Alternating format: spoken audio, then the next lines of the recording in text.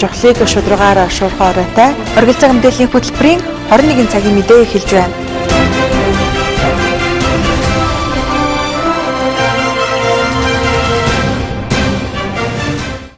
Сайн байцгаана уу? Жохлыг шударгаа шуурхай хүргэн оргил цаг мэдээллийн хөтөлбөрийн баасан гарагийн 21 цагийн мэдээ эхлэхэд бэлэн болсон байна. Мэдээллийн хөтөлбөрөө хүлээн авна уу?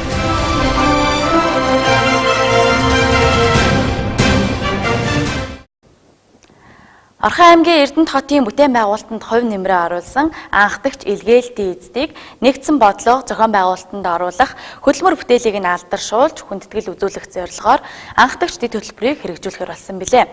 Тэгвэл өнөөдөр тус дэд хөтөлбөрийг 3 зорилтод 11 үйл ажиллагаатайгаар явуулахаар иргэдийн төлөөлөгчдийн хурлын тэргүүлэгчдийн хурлаар батллаа.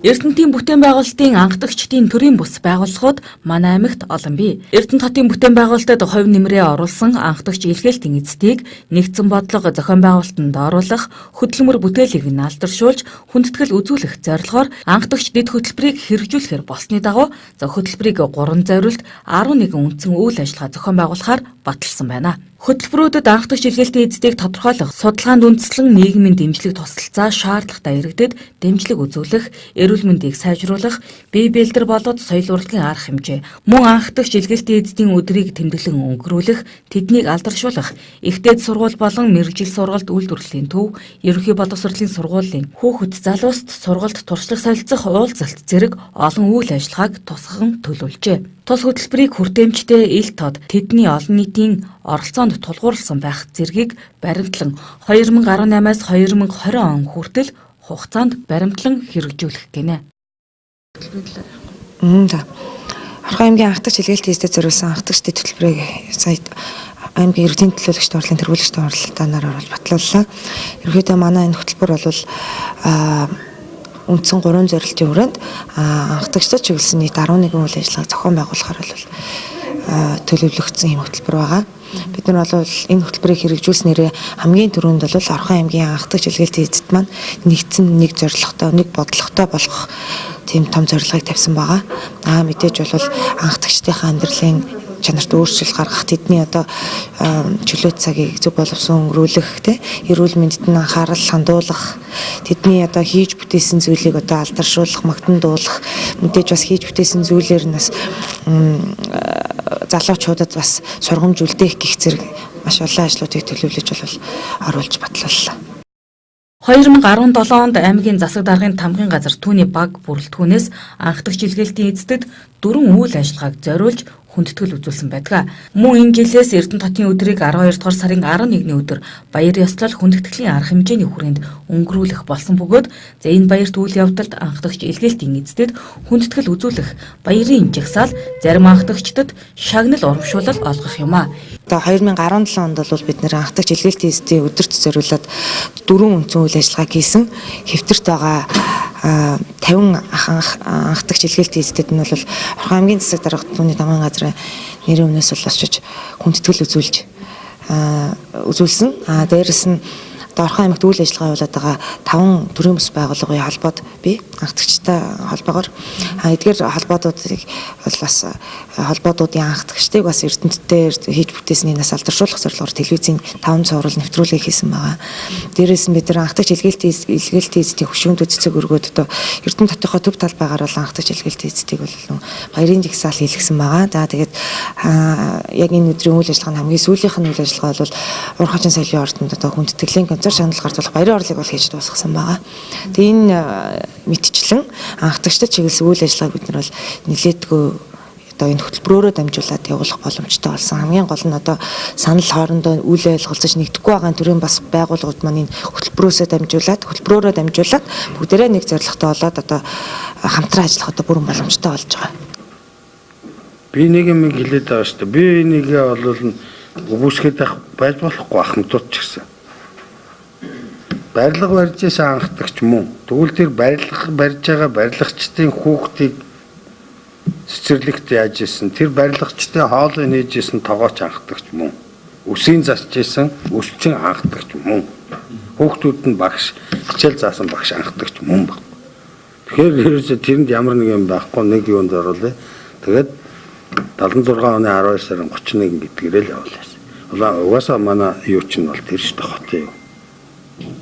1970-ад оны үед Монгол улсыг хөгжүүлэх, уул уурхайн хотуудыг хөгжүүлэх, анхны баяжуулах үйлдвэр байгуулах Зисмалдын хоёр улсын засгийн газрын гэрээ хэлэлцээрээр байгуулагдсан байдаг. Энэ гэрээ хэлэлцээрийн дагуу бүгд найрамдах Монгол ард улсын зөвлөлтийн барилгын байгууллага, зөвлөлтийн баригаа тавсран 4,000 ажилчин нийлүүлэх гэрээнд үүрэг хүлээсэн байдаг бөгөөд энэ асуудлыг шийдэхийн тулд Монголын хувьсгалт залуучуудын эрхлэлийн төв хороо, Монгол ардын хувьсгалт намын төв хороо, за улсын цалин хөрсний төсвийн хороо, төлөвлөгөөний комисс, барилгын цэрэг батлан асуудлыг шийдэхээр дуудагдаж 1000 эвлэлийн илгээлт, 2000 цэргийн илгээлт, 1600 жирийн иргэний илгээлтийг хийх даалгавар авч Сэлэнг, Хинти, Дорнод, Дорноговь, Өмнө говь зэрэг 6 аймаг бусад аймагуудаас ажиллах хүчийг шийдвэрлсэн байдаг. Тиймээс яг хэдэн Эрдэнэ хотын анхдагч болохыг тодорхойлох судалгааны ажлуудыг ч мөн хийж байгаа юм а.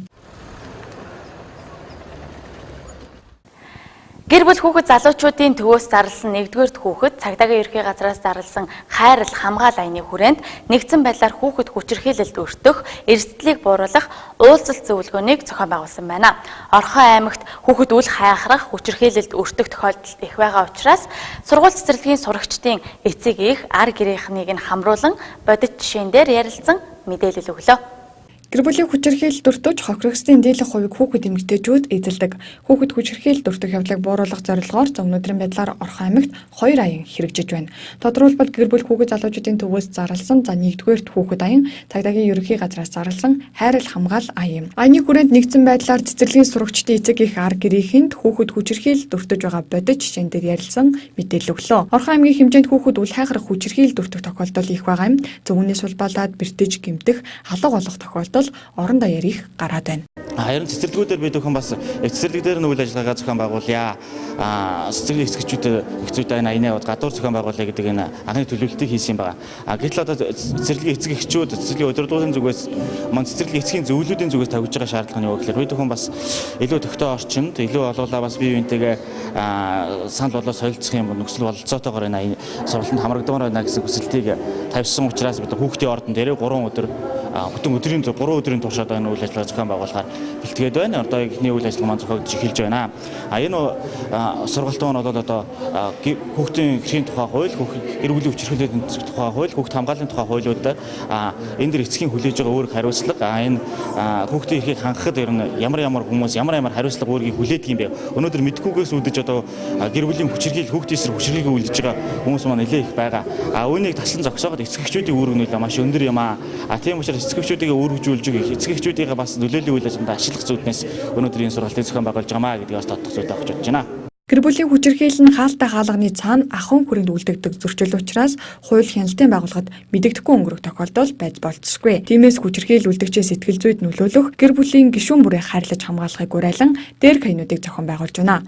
Орхон аймгийн хувьд гэр бүлийн хүчирхийллийн хэрэг өнгөрсөн онтой харьцуулахад 20 орчим хувиар буурц үзүүлэлттэй гарсан. Өнөөдрийн байдлаар энэ төрлийн гэмт хэрэг 34 гараад байгаа юм. За энд бас энэ тодорхой хэмжээгээр сургалт авсан чухал нэгж байгууллагын төлөөллүүд мань цааш нь энэ үйл ажиллагааг өөрсдийнх нь байгуулга тэгээд бас ард иргэдэд хүргэх энэ ажлуудыг зохион байгуулах хэрэгтэй юм аа. За мөн энэ ажлын хүрээнд бас гэр бүлийн хүчирхийллээс урдсан сэргийлэх, за гэр бүлийн эерэг уур амьсгалыг бүрдүүлэх ийм одоо зорилготойгоор энэ аяа явагдаж байгаа. Энэ чиглэлээр мэдээлэл сурчлагаанууд бол хийгдэж байгаа. Ялангуяа хөл мэдээллийн хэрэгсэл одоо сошиал ертөнц зориулын талаар бол маш мэдээлэлүүд тавигдж байгаа. Иргэд маань энийг бас одоо судалж өөрсдөө үзэж энэ дээр одоо сэтгэлээ илэрхийлэхээс эхлээд маш олон ажлуудыг хийх ёстой хаа гэж ойлгож байна. Хайрал хамгаал аян 16 хоногийн хугацаанд үргэлжлэх бөгөөд за аяны хүрээнд гэр бүлийн хүчирхийллийг бууруулах зорилт тавиад байгаа юм. Харин 1-р хүүхэд аяны хүрээнд за хүчирхийлэлгүй Эрдэнэт хот олох зорилт тавьж үл хайхрах хүчирхийлэл, болзошгүй хүчирхийллийн төрөл хэлбэрийг бууруулна гэж үзэж байна. Энэ би мэдээ Орхон аймгийн засаг даргын тамгын газраас хэрэгжүүлж байгаа эмч дэд хөтөлбөрийн хүрээнд эрүүл мэндийн салбарын тодорхой хөнгөлөлт урамшуулал нийгмийн дэмжлэг олгохоор шийдвэрлсэн. Тэгвэл Эрдэнэт хотын өдрөөр эрүүл мэндийн салбарын эмч ажилчдад нийгмийн дэмжлэг нэг удаагийн боцолтгүй тусламжийг олгохоор болсон байна. Эрүүл мэнд боловсролын салбарын багш эмч ажилчдад нийгмийн дэмжлэг буцалтгүй тусламж олгох журмын дагуу шалгар үзүүлэлтийг хангасан салбарын эмч ажилтнанд нийгмийн дэмжлэг нэг удаагийн буцалтгүй тусламж үзүүлэх болсон. Эмч багш нарт эмнэлэг сувилалт үзүүлэх, хэвтгэн эмчлүүлэх, ажил мэргэжлийн ур чадвараа дээшлүүлэх, амьдрах орчноо сайжруулан засвар хийх, шинээр орон сууц худалдаа авсан залуу албахаагчдад мөн оюутны сургалтын төлбөрийн хөнгөлөлт зэрэг үндсэн 5 чиглэлд нийгмийн дэмжлэг үзүүлэх болсон юм а. За тэгвэл эрүүл мэндийн салбарын 53 эмч ажилчдад нийт 35 сая төгрөгийн дэмжлэгийг олгохоор болжээ. За эрхийн бичгийг Эрдэнэтотын өдрөөр албан ёсоор гардуулан өгөхийг аймгийн засаг даргын тамгын газрын нийгмийн бодлогын хэлтсээс мэдээллээ. Эмч хөтөлбөрийг бол аймгийн иргэдэд урлаар бол 3 сарын 31-нд бол баталсан байгаа. Энэ хөтөлбөрийн хүрээнд бол эмч эмнэлгийн ажилчдад нийгмийн дэмжлэгийн санд хамруулах ийм шийдвэр гарсан байгаа. Нийт 53 хүнд 35 сая төгрөгийн одоо дэмжлэг үзүүлэхээр бол шийдвэр гарсан байна. Энд болохоор бол нийт одоо 53 хүний нэг 15% нь эмч нар, бусд нь бол дунд мэргэжилтэн болон эмнэлгийн ажилчид бол хамрагдсан байгаа. Эрүүл мэндийн салбарын 53 эмч ажилтны 20 гаруй хувь нь эмчилгээ онцлогоонд зарцуулах дэмжлэг, 40 гаруй хувь нь орон сууц орчин нөхцөлөө сайжруулах, мөн 40 орчим хувь нь оюутны сургалтын төлбөрийн тусалцаа дэмжлэгийг хүсжээ. За тодорхойлбол орон байраа засварлах 25 эмч ажилчдад 17.5 сая төгрөг, 11 хүний эмчилгээ онцлогоонд шаарддаг 5 сая төгрөг, за харин сургалтын төлбөрийн дэмжлэгийн хувьд эмч ажилтны хүүхэд эрүүл мэндийн чиглэлээр сурдаг бол давуу эрх олгож 500 мянгаас 1 сая хүртэлх нэг удаагийн мөнгөн тусламж дэмжлэгийг олгохоор шийдвэрлсэн байна. Хэрэглэгчийн эрх ашиг зөрчигдсөн газарт итгэмжлэгдсэн төлөөлөгч буюу шинжээж ажиллан хохирлыг үнэлэн эрсдлийг бууруулах арга замыг олдог билээ. Тэгвэл өнөөдрийн байдлаар манай аймагт энэ чиглэлээр мэрэгссэн 3 шинжээж байдаг нь хангалтгүй тоо юм байна. Тиймээс шинжээчдийг бэлтгэх, мэдлэг боловсролыг дээшлүүлэх зорилгоор Монголын хэрэглэгчдийн удирдлагын академийн багш нар 2 хоногийн сургалт зохион байгуулсан байна. 2016 онд хэрэглэгчийн эрх ашигыг хамгаалах үндэсний хөтөлбөр батлагдсан орон даяар хэрэгжиж эхлээд байна. Энэ хөтөлбөрийн хэрэгжилтийг хангах үүднээс Орхон аймагт хэрэглэгчдийн эрх ашигыг хамгаалах зөвлөл байгуулагдаж ажиллаж байна. Иргэдийн хувьд 7035 35.1, 7035 75.1, 7035 31 46 дугаарын утсаар эрх ашиг нь зөрчигдсөн тохиолдолд гомдол мэдээлэл өгдөг. Мохон хяналт шалгалтыг зохион байгуулжээ. Тодорхойлбол хөнгөлөлттэй юм олгохтой холбоотой асуудлаар ирсэн гомдлын хүрээнд энэ чиглэлийн үйлчилгээ үзүүлдэг 60-аас 70 байгууллаганд хэрэглэгчийн эрх ашигыг хамгаалахад ямар мэдлэг мэдээлэл байх шаардлагатай вэ гэдгийг сурталчлан таниулжээ. За мөн хүнсний үйлдвэрлэл эрхэлдэг 56 байгууллага, олон сүмийн үйлчилгээ үзүүлдэг компаниудад хяналт шалгалт зохион байгуулсан байна. Даргын захирамжаар аймгийн хэмжээнд одоо үйлдвэрлэл эрхэлж байгаа, хүнсний үйлдвэрлэл эрхэлж байгаа мөн одоо 56 байгууллагад бас шалгалт хийсэн байгаа. За мөн одоо сая хамгийн сүүлд ихэд нэг олон сувгийн телевизийн үйлчилгээнд дээр иргэдээс хомд гардаг. Энэ дээр одоо харилцаа холбооны зохицуулах салбараас ирж шалгалт хийгээд дүн нь бол ирээгүй байна. Манай аймгаас одоо мэргэжлийн хяналтын газрын даргын баталсан захирамж удирдамжаар төлөвлөгөөт бас шалгалт хийгдсэн. Энэний дүн одоо нэгтгэгдэж байгаа. Тийм. За энэс өмнө одоо мөн одоо засаг даргын захирамжаар нийгмийн хариуцлагын одоо стандартыг аймгийн хэмжээнд одоо хэрэгжүүлж байгаа томоохон аж ахуйн нэгждээр тандалт судалгаа бол хийгдсэн байгаа. За мөн одоо энэ стандартыг одоо сурталчлах тийм сургалтыг бол бас зохион байгуулсан байгаа. За яг одоо өнөөдөр юу явагдаж байна гэхээр одоо аймгийн хэмжээнд мал эмнэлгийн үйлчилгээ эрхэлж байгаа мал эмнэлгүүд дээр бас одоо хяналт шалгалт бол эхлээд явж байна. Хүнсний аж ахуйн газрын удирдамжтай баян төр сум хамтраад, мэргэжлийн хяналтын газар хамтраад, манайх хамтраад ингээд хамтарсан шалгалт бол хийгдэж байна. Хэрэглэгчийн эрх ашиг зөрчигдсөн газарт итгэмжлэгдсэн төлөөлөгч буюу шинжээж ажиллан хохирлыг үнэлэн эрсдлийг бууруулах арга замыг олдгоо. Өнөөдрийн байдлаар манай аймагт энэ чиглэлээр мэргэжсэн 3 шинжээж байдаг нь хангалтгүй тайм. Тиймээс шинжээчдийг бэлтгэх, мэдлэг боловсролыг дээшлүүлэх зорилгоор Монголын хэрэглэгчийн удирдлагын академийн багш нар 2 өдрийн сургалт зохион байгуулж байна. Сургалтанд салбарын төлөөлөл багцанд 40 орчим хүн оролцож байна. За сургалтанд хамрагдсанаар хэрэглэгчийн эрх ашигыг хамгаалах үндэсний хөтөлбөр, хууль эрх зүйн мэдлэг боловсролтой болж хэрэглэгчид үзүүлэх үйлчилгээ чанарч ах юм. Тэгэхээр засгийн газрын хэрэглэгчийн эрхийг хамгаалах үндэсний хөтөлбөр гараад 2 дахь жилдээ зохион байгуулагдж байгаа. Энийг улс даяар аймаг орон нутагт энэ ажлыг эрчимтэй зохион байгуулж явуулж байгаагийн нэг хэлбэр бол өнөөдрийн сургалт. За сургалтанд олон төрлийн мэрэгжлийн салбарын байгууллагууд оролцож байна. Хууль хяналтын салбар, эрүүл мэндийн салбар, бусад салбарууд оролцож байгаа. Энэ асуудал бол хэрэглэгчийн эрхийг хамгаалах энэ асуудлыг улам чанартай орон нутагт сайн зохион байгуулж явуулах эхлэл болж байгаамаа. За энэ хэрэглэгчийн шинжиж сурах асуудал бол хэрэглэгчийн байгууллагын гол үүргийг гүйцэтгэдэг хэрэглэгчдийн шинжээчдийг мэдлэг боловсралтай болгож байна. Ер нь хэрэглэгчийн шинжээч бол орон нутагт сургалт зохион байгуулж явуулж ингэж исэн асуудал бол цөөн байгаа. Мөн Монголын хэрэглэгчийн эрх ашиг хамгаалах нийгэмлэгээс эрхэлсэн ажил за хэрэглэгчийг дээдлэн ажилласан байгууллагад батламж гардуулан алдаршууллаа. Эрдэнэ дуяг Оддуул Энержи Катеринг хязгаарлагдмал хариуцлагатай компани хэрэглэгчдийн эрх ашигыг дээдлсэн байгууллагаар шалгарсан бол за бизнесмен Мөнгөн Зул Сэлэнг Сэргэлэн нар хэрэглэгчийн эрх ашигыг хамгаалах нийгэмлэгийн хүндэт тэмдгээр шагнууллаа. Эдгээр эргээд эрхэлсэн ажил бизнесийн салбартаа хэрэглэгчийн эрх ашиг дээдлэн ажилласан тул инхүү шалгарч байна. Тэргүүлж үр хадгалагдах шилжийн утгыг авч хадгалж байгаа. Энэ бол төрөүний ганцхан даргын хэлдгээр аймагуудын дотроос хэрэглэгчийн байгууллагын хэмжээгээр бол төвшнгөр дээгүүр давхдаг байгууллага гэдгийг хэлэхэд та бүхэнд амжилт хүсье байна. Баянундар сумын засаг даргын тамгын газар орон нутгийн хөгжлийн сангийн хөрөнгө оруулалтаар 392 сая төгрөгийн өртгөөр спорт залыг барьж бүтээн байгуулсан байна. Стандарт нийт зохиц спорт заалны нээлт Эрдэнэ хотын өдрийг өгөхтөн нээлтийн үйл ажиллагаагаа зохион байгуулахаар болсон байна. Ингээд дэлгэрэнгүй мэдээллийг сэтгүүлч ганц холбонгийн бэлтгэснээр хүлээн авна. Баянундар сумын засаг даргын тамгын газрын дэргэдэх спорт зал ашиглалтанд ороход бэлэн боллоо. Нээлтийн үйл ажиллагааг Эрдэнэ хотын өдрийг тохиолдуулан 2017 оны 12 дугаар сарын 11-ний өдөр зохион байгуулна. За иргэд олон нийт нийтийн биеийн тамирыг хөгжүүлэх, эрүүл бие идэвхтэй хөдөлгөөн өрнүүлэх, төрийн байгууллагын ажилтан албан хаагчдын эрүүл мэндийг эргээр дэмжиж, Баянундар сумын орон нутгийн хөгжлийн сангийн хөрөнгө оруулалт болох 392 сая төгрөгөөр бүтээн байгуулжээ. Барилгын ажлыг Хөх Тавилан компани хийж гүйцэтгсэн бөгөөд спорт заалны тухайд хагас сэндвич 3.5 метрт өрлөгийн модон шалыг стандартаар шахаж, спортоор хичээлэгчдийн эрүүл мэндэд сөрөг нөлөө үзүүлэхгүй байх талыг харгалзан барьсныг Баянундар сумын засаг дарга онцолж байна. Ингэснээр дуу чимээ намсгах, соёл урлагийн арга хэмжээ зохион байгуулахад боломжтой гинэ. За заал ашиглах журам гарган баталснаар өөрийн өртгөө нөхөх бүрэн боломжтой гинэ. Энд шилдэг 48 бүхий барилдааныг зохион байгуулж, заалныхаа нээлтэн зориулж, мөн Эрдэнэ хотын өдөр зориулж, Эрдэнэ хотын захирагч Дамбын Батлуудын ивэл дор 48 шилдэг бүхий барилдааныг зохион байгуулж байгаа.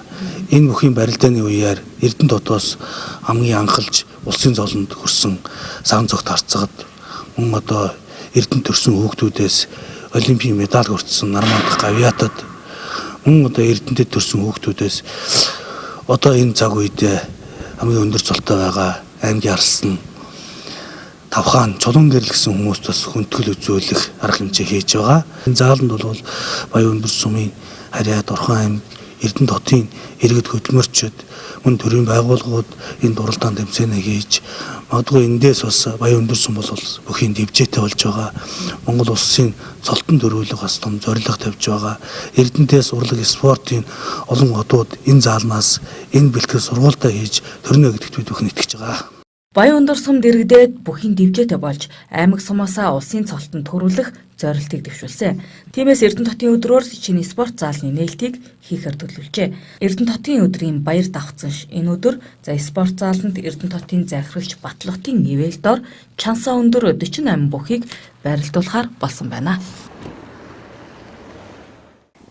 Нэмэн өртөг шингэсэн эцсийн бүтээгдэхүүн үйлдвэрлэх, Эрдэнэтийн брэнд бүтээгдэхүүн үйлдвэрлэхэд нь дэмжлэг үзүүлэх зорилгоор аймгийн засаг даргын тамгын газар дэлхийн зүүн олон улсын байгууллага орон нутгийн хөгжлийн хөтөлбөр Эрдэнэт салбар хамтран оёдол сүлжмэлийн үйлдвэрлэл эрхлэгчдийн бараа бүтээгдэхүүнүүдийг танилцуулах загварын шоу зохион байгуулсан байна.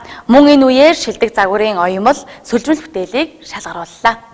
Орхон аймагт оёдол сүлжмэлийн үйлдвэрлэл эрхэлдэг 160 орчим иргэн аж ахуйн нэгж байдаг. Эдгээрийн төлөөлөл 30 орчим аж ахуйн нэгж байгууллага өөрсдийн уралсан бараа бүтээгдэхүүнээ иргэд олон нийтэд хүргэн загварын шоу зохион байгууллаа. Иргэн аж ахуйн нэгж байгууллагууд өдөр тутам үндэсний гоёлын чиглэлээр уралсан бүтээлээ үзэгчдэд танилцуулсан юм. Энэ ажлын хүрээний нэг хэсэг нь болохоор зэрэг орон нутгийн оюутан сүүлчмэлийн бизнес эрхлэгчдийг одоо дэмжих, тэднийг нэмэн үрдэг шингэсэн бүтээгдэхүүн үйлдвэрлэхэд дэмжлэг үзүүлэх, тэднийг сурталчлах, чадварыг нэмэгдүүлэх гэсэн ийм одоо зорилттой арга хэмжээнүүдийг бол хэрэгжүүлдэг. Яг энэ ажлын хүрээнд өнөөдрийн одоо загварын шоу 2017 арга хэмжээ зохион байгуулагдаж байна. За энэ маань одоо 2 дахь жилдээ зохион байгуулагдаж байгаа. Бидний зорилго бол одоо жил болгон одоо энэ арга хэмжээг оюутчид сүүлчмэл эрхлэгч маань одоо хүлээдэг, бэлтгэдэг. За мөн одоо үзэгчд маань ч гэсэн бас энийг одоо хүлээдэг. Тэгээд жил бол уламжлал болгоод зохион байгуулах ийм ажил болгон одоо төлөвлөөд за ингээд энийг хэвшүүлэхээр ингээд хичээ ажиллаж байна. Нэмэн үрдэг шингэсэн эцсийн бүтээгдэхүүн үйлдвэрлэх, Эрдэнэтийн брэнд бүтээгдэхүүн үйлдвэрлэхэд нь дэмжлэг үзүүлэх зорилгоор аймгийн засаг даргын тамгын газар, Дэлхийн зүүн олон улсын байгууллагын Эрдэнэт орон нутгийн хөгжлийн хөтөлбөр хамтран оюутал сүлжмэлийн үйлдвэрлэл эрхлэгчдийн дунд сүүлийн үеийн загварын чиг хандлагын онлайн мэдлэгийг олгох сургалтыг зохион байгуулж байсан. За харин энэ удаад загварын үзүүлбэрийг зохион байгуулж байна. Загварын шоунд оюутал сүлжмэл тус тусын салбарт хүүхэд болоод насанд хүрэгчдэд зориулсан уралсан бүтээлийг иргэд олон нийтийн хүртэл болгож байна. За мөн цаашлаад үйлдвэрлэсэн бүтээгдэхүүнээ борлуулах, худалдаа авахчдтай холбох зорилгоор энэхүү загварын шоуг зохион байгуулж байгаа юм. Манай байгууллага оюутлын чиглэлээр 2001 оноос хойш үйл ажиллагаа явуулж байгаа. Энэ загварын шоу явуулж байгаад бол бид нар туйлын баяртай байгаа. Ягаад гэвэл бидний ажлыг дүгнэх, бие биенээсээ суралцах ийм үйл ажиллагаа болж байгаа учраас энэ арга хэмжээнд нэлээд ач холбогдол гэж оролцож байгаа манай байгууллага. Бүх номинацид нь оролцож байгаа. Тэгээд энэ үйл ажиллагааг дэмжиж явуулж байгаа бүх төр засгийн байгууллагуудад их баярлалаа. Үйл ажиллагаагийн маань удирдах явуулж байгаа бүх хүмүүст баярлалаа гэж хэлье. Энэ загварын шоунд бол анх удаа орж байна. 3 төрлийн 2 төрөл дээр нь үндэсний хувьсагт 2 өдөр тутам 2 гоёл 2 гэсэн чиглэлээр 6 оролцож байгаа. Нөлөөлж байгаа сая 10 сард гэхэд би нодлон зээл авч одоо тэгэл тэрнгээр бас юу бүхэл материал юмнуудаа авал одоо сая 10 сарын 16-нд Эрийн хотын олон улсын улсланд оролцоод ирсэн. Мөн загварын шоуны үеэр шилдэг загварын оёмол сүлжмэл бүтээлийг тус шалгарууллаа. Шалгаруулахдаа өнгө үзэмж, харагдах байдал, загвар, шинэлэг байдал, хувцсны иж бүрдэл, хийц, материалын чанар, үзэсгэлэнд оролцож өөрийгөө сурталчилсан байдал, бүтээгдэхүүний онцлог, давуу шин чанарыг харгалзан үзсэн. Шилдэг оёмол бүтээлийн үндэсний хувцсны төрөлд Уран элбэг компанийн Нүрзэдмаа, гоёлын хувцсны төрөлд Уран хатан мандах компани Ганзам, өдөр тутмын хувцсны төрөлд Уран элбэг компани Завхар зохион бүтээгч Урангой нар шалгарлаа. Сүлжмэл бүтээлийн төрөлд үндэсний хувцсны төрөлд, гоёлын хувцсны төрөлд өрхийн үйлдвэрлэгч Ганжулан, өдөр тутмын хувцсны төрөлд Үлзий урлагч компанийн Завхар зохион бүтээгч Ариун Туяанаар тус шалгарч байр эзэлжээ. Олонний ташаалд нийцсэн бүтээгдэхүүнээр Завхар зохион бүтээгч Инх сайхны өвлийн күртэг, Монлайн компани Завхар зохион бүтээгч Мигмар Жавхлангийн спортын хувцас тус шалгарсан байна.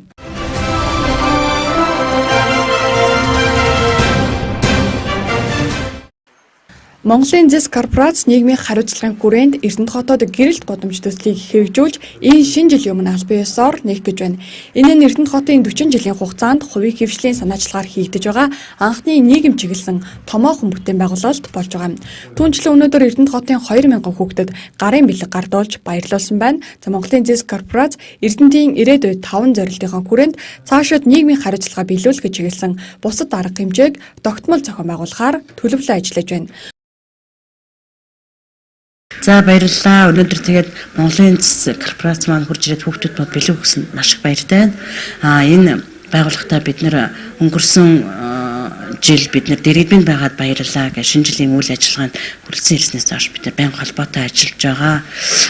Бидний бас энэ хичээлийн жилд ийм сайхан тогтоо ингээд орон байранд ингээд үйл ажиллагаагаа явуулах болсон энэ манаас дэмжлэг үзүүлсэн бид нар бас маш их баяртай байгаа. Биднэрт мөн 10 сая төгрөгийн ингээд дэмжлэг үзүүлсэн байгаа. Энэгээрээ бид нар цэвэрлэгээний материалаас ахуулаад ингээд ер нь хүүхдэд хэрэгтэй бүх тоног төхөөрөмжүүдийг бид нар ингээд авч энэ хичээл хандлыг эхлүүлсэн байгаа.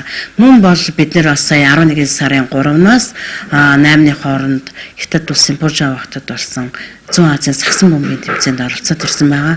Энэ тэмцээнд оролцоход мөн Монголын зэс корпорац манаас энэ тамирчдын манаас онгоцны плетэн тасны дэмжлэг тусалцаа үзүүлсэн байгаа. Энэ тэмцээнд оролцоод бид нар мөн амжилттай оролцож ирсэн байгаа. Зүүн Азийн сагсан бөмбөгийн тэмцээнд мөнгөн медаль авсан байна. Тий.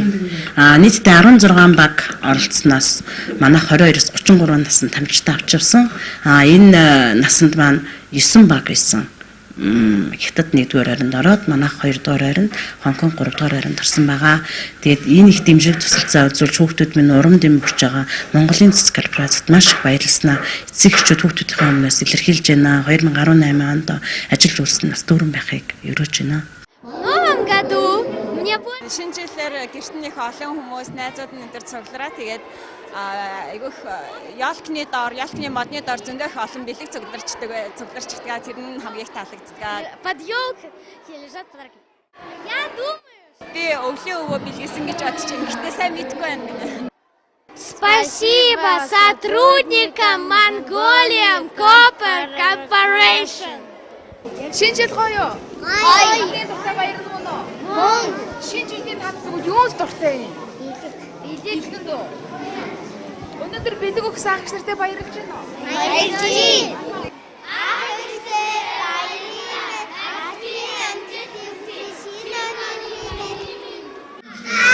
Шинэ жилийн баяр юу гоё вэ?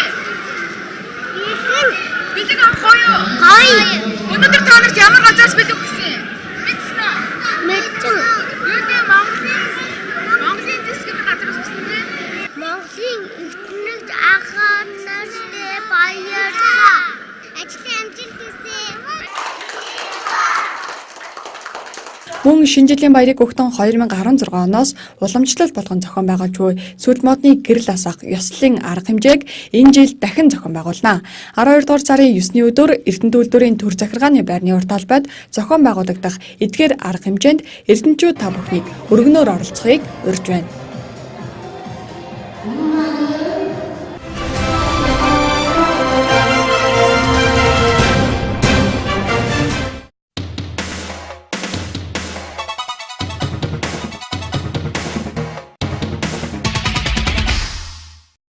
Пьончан 2018 өвлийн айлын банхуудаа 5G сүлжээ ашиглаж роботууд танд үйлчлэнэ. 2018 оны 2 дугаар сарын 9-өөс 25-ны хооронд буюу 17 хоног Олимпийн наадам зохион байгуулагдах бол 3 дугаар сарын 9-өөс 18-ны хооронд 10 хоног Паралимпийн наадам болно. Дэлхийд интернетийн хурдаараа тэргүүлдэг солонгосчууд 23 дахь өвлийн олимпиор технологийн олон шин давуу талыг ашиглахаар бэлджээ. Тухайлбал дэлхийн улс орнуудад төрүүлж нэвтрүүлэхээр уралдаж буй 5G технологи буюу дараа үеийн өндөр хурдны утасгүй сүлжээг ашиглахаар төлөвснөө зарлаад байна. Виртуал реалити буюу бодит дүрслэл бүхий контентууд тамирчдын онооны үзүүлэлт зэргийг өндөр хурдны интернетийн сүлжээг ашиглан нэвтрүүлэх юм байна. Пьончан 2018 өвлийн олимпиад роботууд үзүүлбэр үзүүлж зарим үйлчилгээний үргийг гүйцэтгэх юм байна. Мөн энэ удаагийн олимпийн наадмыг ямар нэгэн хэлний саад бэрхшээлгүй дэлхийд хамгийн сайн автомат орчуулгын технологиор дамжуулан зохион байгуулахаас солонгосчууд мэдгдлээ. Пьончан 2018 өвлийн олимпиар нийт 102 багц медалийн төлөө тамирчид өрсөлдөнө. Олимпиад дэлхийн өнцөг болон бүрээс 20,389 сайн дурын ажилчин энэ үеэр ажиллах юм. Сөүлээс Пьончан хот руу автобусаар 3 цаг явж хурдны галт тэргийн сонголт байгаа юм а. Олимпийн арга хэмжээнүүд Пьончан, Канин гэж 2 хотод болох бөгөөд хотууд аль хэдийн хурдны галт тэргээр холбогдоод байгаа юм. Өвлийн олимпийн нээлт хаалтын тасалбар гэхэд 400 мянгаас 3 сая төгрөгийн хооронд борлогдож байна.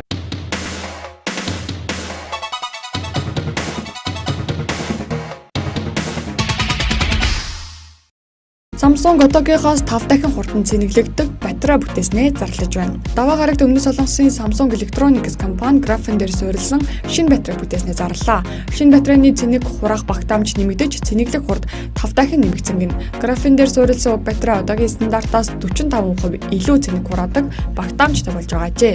Графен бол нүүрс төрөгчийн нэг хэлбэр бөгөөд захиураас 140 дахин хурдан цахилгаан дамжуулдаг тул батарейны хамгийн төгс материал гэгддэг. Шинэ батарейг 12 минутанд бүрэн цэнэглэдэг бол одоогийн литиум-ион батарей 1 цаг болтгоо.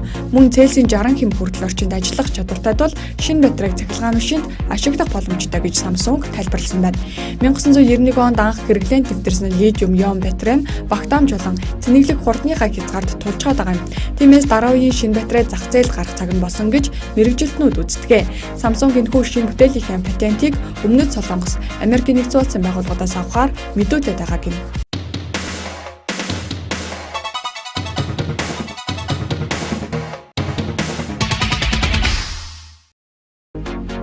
Сайн улсын 2017 оны шилдэгүүдийг тодрууллаа. 2017 оны олон улсын сайн дурынхны өдрийг дэлхийд дахинд Volunteers Act First Here Everywhere буюу дэлхийн нийтээр сайн дурын идэвхтнүүд ямар ч үед хаанч хамгийн түрүүнд байдгийг онцолсон уриатаагаар зохион байгууллаа. Монгол улсад энэ жил уламжлал ёсоор Монголд сайн дурын үйлсийг хөгжүүлэхэд үнэтэй хувь нэмэр оруулж буй хувь хүн алтан байгууллагыг сонгон шалгаруулж оны шилдэг сайн дурын үйл ажиллагаа байгууллага ажилтан, залуу ажилтан зүтгэлтэн, дэмжигч байгууллага гэсэн 6 номинацаар шилдэгүүдэд шалгарууллаа.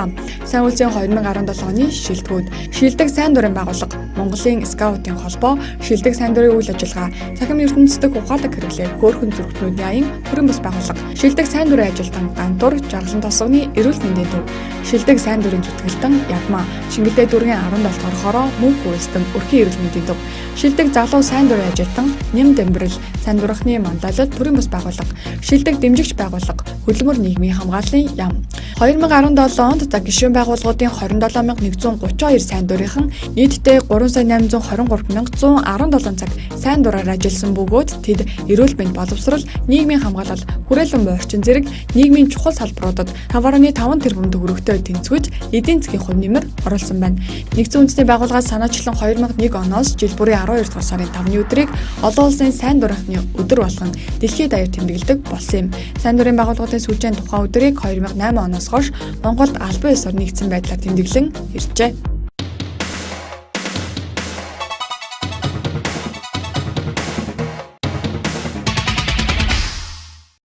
Гоёл 2018 наадмын шилдэгүүд. Монголын дизайнеруудын холбооноос жил бүр уламжлал болгон зохион байгуулдаг Гоёл наадам энэ жил 30 дахь удаага шилдэг загвар зохион бүтээгч, загварын товчоо болон загвар өмсгөгчдөө шалгарууллаа. Гоёл наадам загварын 7 хоногоор эхэлсэн бөгөөд шилдэгүүдэд тодруулах гала тоглолтоо соёлын төвөргөн зохион байгуулсан. Энэ үеэр загвар зохион бүтээгчид 2018 оны хувцас загварын чиг хариалгыг тодорхойлох шилдэг бүтээлүүдэд танилцууллаа. Түүнчлэн Монголын дизайнеруудын холбоонд оюуны өмчийн улсын бүртгэлийн ерөнхий газрын даргын тушаалаар топ модель, Grand Prix, Гоёл брааны тэмдгүүдийг албан ёсоор эзэмших зөвшөөрлийг олгожээ. Гоёл наадмын шилдэгүүдийг танилцуулъя. Өдөр тутмын хувцсны шилдэг дизайнер Only One брендийн дизайнер Игтур, Master Dodo дизайнер Бэмцэрэн, Гоёлын хувцсны шилдэг дизайнер Цусан брендийн дизайнер Шилэгман, үндэсний хувцсны шилдэг дизайнер Эрдэнэ Монгол Хийс компанийн дизайнер Уран Цэцэг, уран сэтгэмжийн загварын шилдэг дизайнер Бажууна урлан брендийн дизайнер Батцуг, шилдэг зохион бүтээгт авчаа City-г сургууль, нэртэд дизайнер Төвшөө агсны нэрмжиг чагнал Гоод салааны дизайнер Долгормаа, мэрэгжлийн топ байгууллага Шилмэл загвар компани, Монголын залуу дизайнер Болормаа, Биббарын шагналт модель Сайн заяа, шилдэг фото модель Бодмараг Батцэг, үсгэрэлтэй модель Булур Хишиг, шилдэг мейкап артист SS Makeup группийн хамт олон сонинхүү, шилдэг үсчин хосшагаа салууны үсчин Хосбаяр, шилдэг фото зурагчин Гамбат, шилдэг загварлаг маскны дизайнер Инкоч оюун төгс Жанка, Туркийн Сезер брендийн шагнал Захишбат Чинзорог, Красис брендийн нэрмжил шагнал Ариун зуул Шүүрэн цэцэг Шин туяа, шилдэг загвар өмсөгч Хишигат Шүүрэн цэцэг, Монголын урлагийн академийн шагнал шилдэг загвар компанийн захирал оюун цэцэг, за 30 дахь удаагийн Гоёл наадмын шилдэг топ модельор халуун нанаар шалгарчээ.